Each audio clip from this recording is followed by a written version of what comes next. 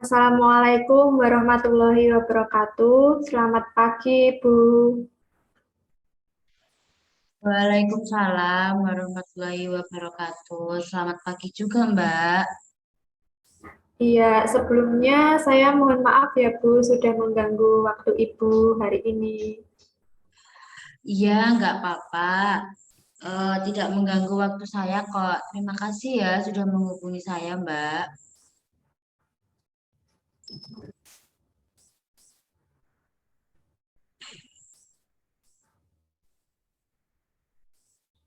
Ya, Bu, saya juga berterima kasih kepada Ibu sudah bisa meluangkan waktu untuk saya, Bu. Iya, Mbak. Oh iya, sebelumnya dengan Mbak siapa ya saya berbicara pada hari ini?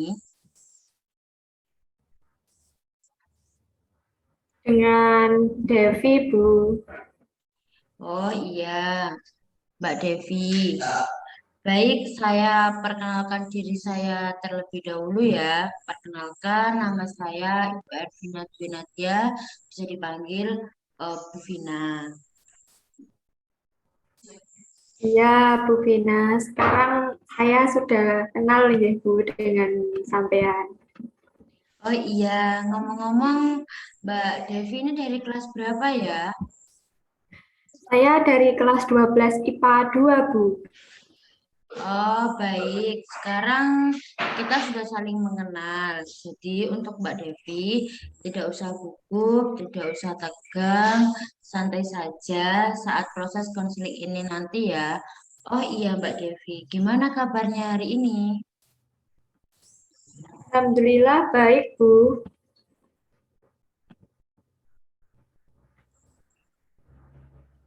Alhamdulillah, saya juga baik-baik saja. Tapi nampaknya Mbak Devi sedang tidak baik-baik saja, atau mungkin atau bagaimana kok raut wajahnya sedikit gelisah? Ada apa Mbak? Atau Mbak Devi sedang sakit? Tidak, Bu, tapi ada sesuatu hal yang ingin saya sampaikan kepada Ibu. Oh, iya, baik Mbak, silakan. Sebelumnya, Mbak Devi sudah pernah mengikuti layangan konseling atau belum? Belum, Bu. Baik, kalau begitu saya jelaskan ya Mbak tentang layanan konseling. Baik, Bu Vina. Baik, kalau begitu saya jelaskan. Konseling adalah bantuan profesional yang diberikan konselor kepada konseli agar nantinya konseli atau Anda dapat memecahkan masalah atau problem yang sedang Anda hadapi. Jadi dalam hal ini membuat keputusan atau pemecahan masalah dari Anda sendiri. Saya hanya mengarahkan Anda, bukan memecahkan masalah. Gimana Mbak Devi sampai sini sudah paham?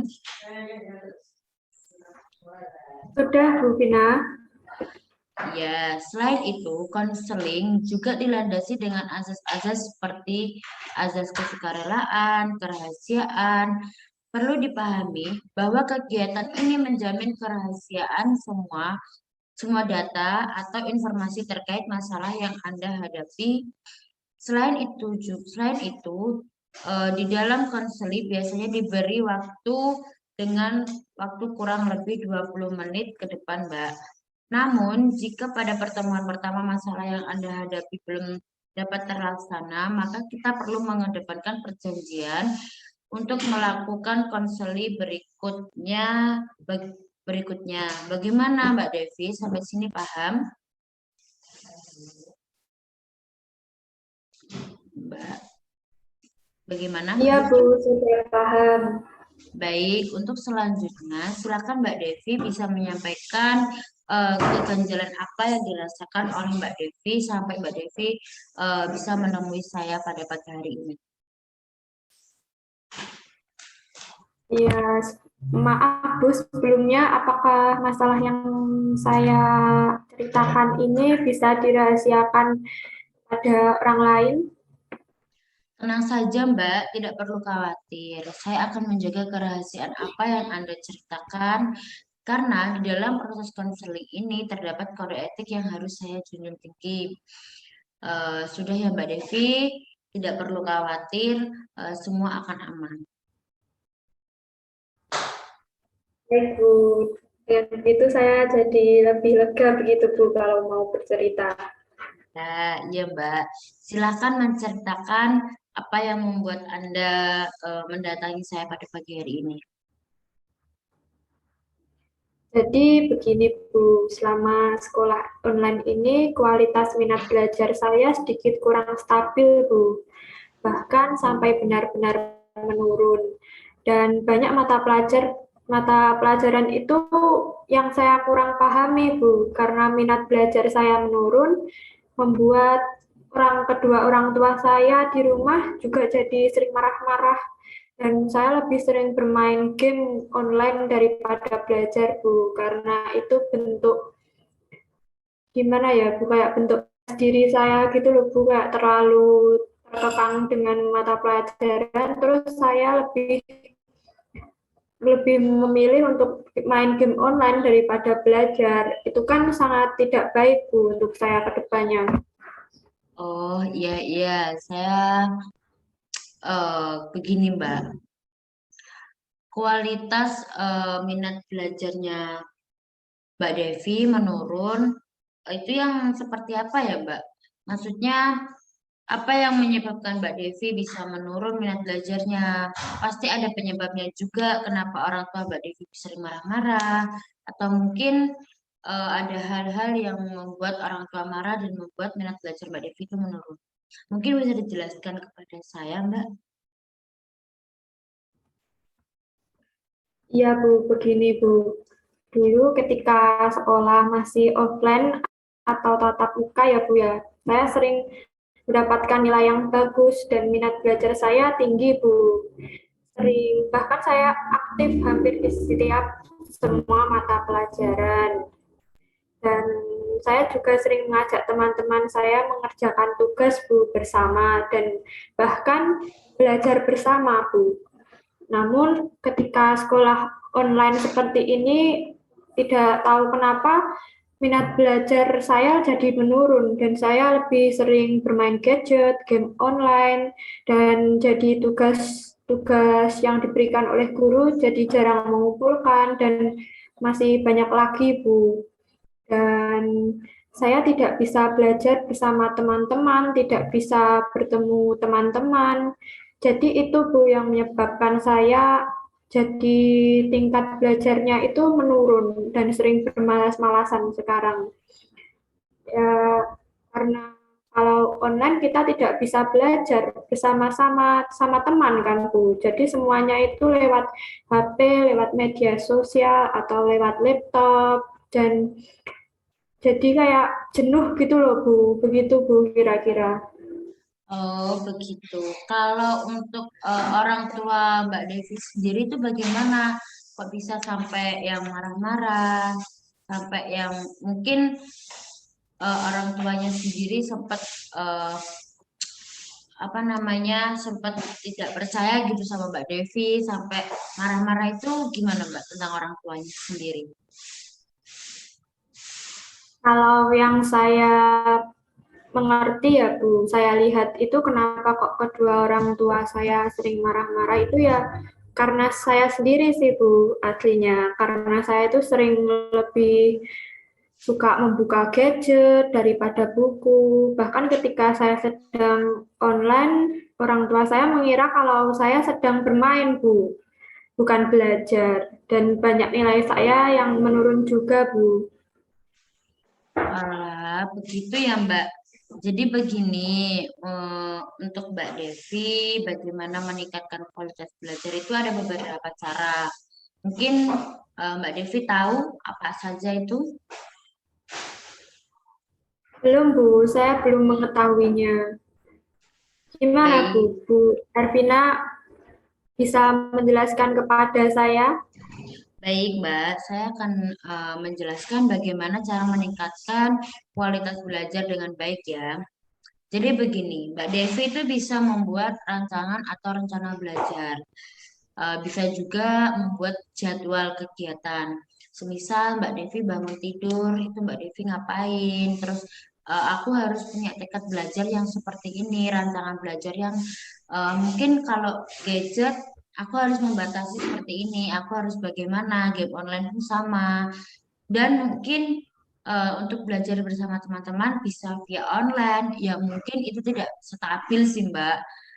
Tapi kan itu bisa mengembalikan Mbak Devi dengan teman-teman kumpul kembali, mungkin bisa kumpul lewat Zoom itu tadi, lewat online, dan eh, bisa belajar bersama di sana untuk membahas tugas-tugas yang ada. Mungkin tidak bisa bertemu langsung, tapi Mbak Devi dengan teman-teman masih bisa bekerja, belajar bersama, bekerja kelompok bersama itu lewat via online.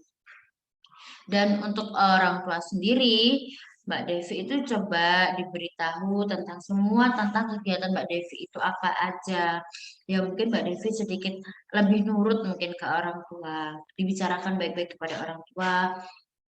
Kalau Mbak Devi itu megang HP, megang laptop, itu bermain online, itu tuh karena Mbak Devi itu sedang melakukan melakukan sekolah online, belajar bersama teman-teman, dan kalau bisa ya dikurangi bermain game online-nya agar orang tua itu sedikit percaya kepada Mbak Devi, karena kan nanti takutnya takutnya orang tua marah-marah lagi, nanti Mbak Devi juga yang sedikit stres. Begitu. Bagaimana Mbak Devi? Paham sampai sini? Iya Bu, saya paham. Iya Bu, saya kan juga sering malas ketika sekolah online ini. Kira-kira bagaimana ya Bu? Oh iya, begini ya Mbak Devi. Mungkin Anda malas dengan semua kegiatan sekolah online ini. Ya wajar, yang namanya juga sering sekolah tatap muka bermain bersama teman-teman di luar sana. Eh, dan tiba-tiba harus melakukan kegiatan yang serba gadget, serba sosial media. Jadi itu sedikit lebih membosankan dan di rumah aja tidak kemana-mana. Jadi begini, Mbak Devi itu bisa membantu kedua orang tua Mbak Devi mengerjakan tugas rumah.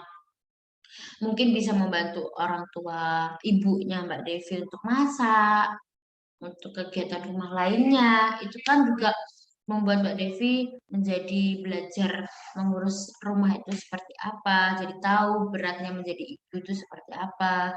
Dan itu juga sedikit mengurangi rasa marah-marahnya orang tua Mbak Devi sendiri. Terus untuk yang kedua, itu Mbak Devi bisa membantu adik Mbak Devi. Adik Mbak Devi mungkin kalau adiknya lagi belajar, Mbak Devi lagi kosong daripada main gadget, mungkin adiknya bisa diajarin, dibantu PR-nya. eh, Mungkin adiknya juga diajak membuat kreasi, kreasi apa, dan kemungkinan kalau untuk seusia Mbak Devi ini membuat kreasi itu nanti kan ke depannya ya semoga syukur-syukur bisa dijual, itu bisa mendapatkan uang. Dan itu nanti Mbak Devi kan ada keuntungan di masa pandemi seperti ini.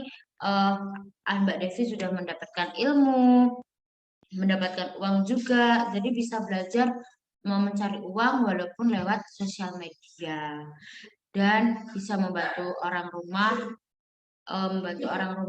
untuk mengerjakan semua kegiatan. Ibaratnya kalau di rumah itu menjadi anak rajin gitu. Nah, paham Mbak Devi sampai sini ada yang mau tanyakan?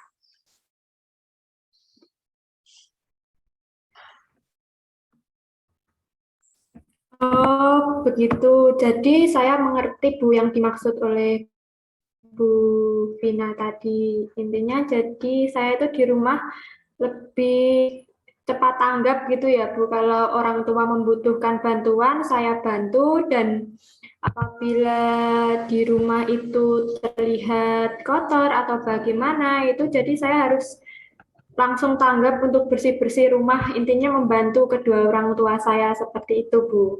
Ya, ya seperti itu Mbak. Eh, Terus buat Mbak Devi sendiri, mungkin ada yang mau ditambahkan atau diceritakan lagi bagaimana mungkin yang Anda alami selama di rumah itu seperti apa? Ya, Bu, menurut saya sudah cukup ya, Bu ya. Saya sudah cukup memahami apa yang dimaksud atau yang dijelaskan sama Bu Vina tadi. Dan saya ucapkan terima kasih banyak ya, Bu, sudah mau mendengarkan cerita saya dari awal sampai saat ini dan mau membantu mencari jalan keluarnya. Sebelumnya saya juga mohon maaf, Bu, sudah mengganggu waktu Ibu hari ini. Ya, Mbak, dengan senang hati saya akan eh, mendengarkan cerita Anda dan saya akan membantu sebisa saya. Tidak apa-apa, Mbak. Tidak mengganggu sama sekali kok waktunya. Kalau misalnya Mbak Devi ada kendala atau mungkin Mbak Devi ingin bercerita lagi kepada saya, Mbak Devi bisa menghubungi saya atau Mbak Devi bisa datang kemari menemui saya. Iya, Bu. Nanti kalau ada kendala lagi, saya akan menemui Ibu ya, Bu. Terima kasih banyak, Bu. Saya pamit dulu.